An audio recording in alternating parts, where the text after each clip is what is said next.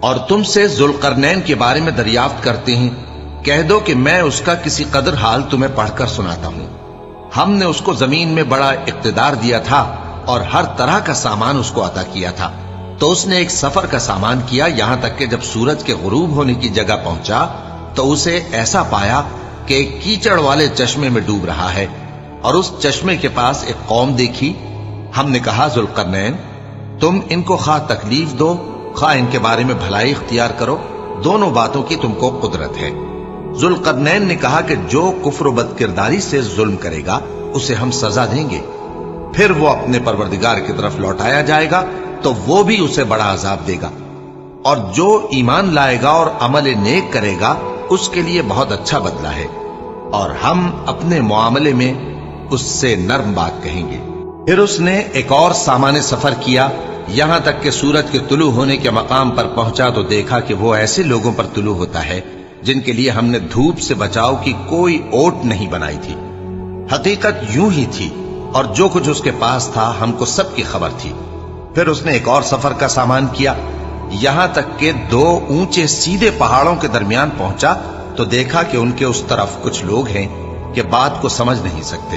ان لوگوں نے کہا کہ اے ذوالقرنین، یاجوج اور ماجوج اس علاقے میں فساد کرتے رہتے ہیں، بھلا ہم آپ کے لیے خرچ کا انتظام کر دیں کہ آپ ہمارے اور ان کے درمیان ایک دیوار کھینچ دیں۔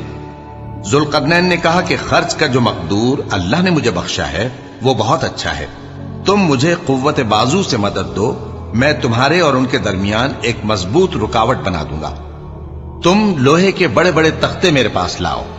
چنانچہ کام جاری کر دیا گیا، یہاں تک کہ جب اس نے دونوں پہاڑوں کے درمیان کا حصہ برابر کر دیا اور کہا کہ اب اسے دھوکو، یہاں تک کہ جب اس کو دھونک دھونک کر آگ کر دیا تو کہا کہ اب میرے پاس تانبا لاؤ کہ اس پر پگھلا کر ڈال دوں۔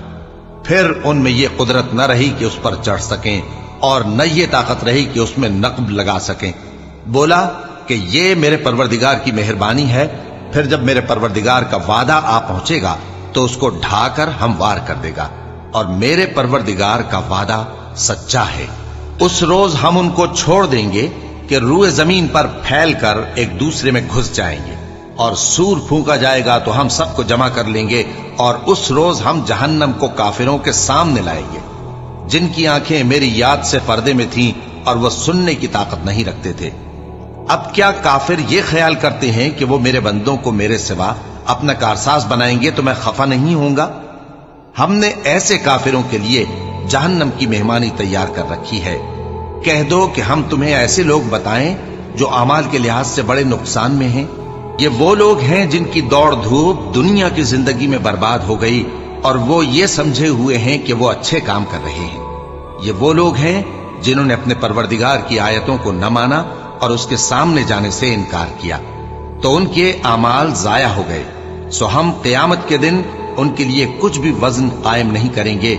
یہ ان کی سزا ہے، یعنی جہنم، اس لیے کہ انہوں نے کفر کیا اور ہماری آیتوں اور ہمارے پیغمبروں کی ہنسی اڑائی۔ جو لوگ ایمان لائے اور عمل نیک کیے ان کے لیے بہشت کے باغ بطور مہمانی ہوں گے، ہمیشہ ان میں رہیں گے اور وہاں سے مکان بدلنا نہ چاہیں گے۔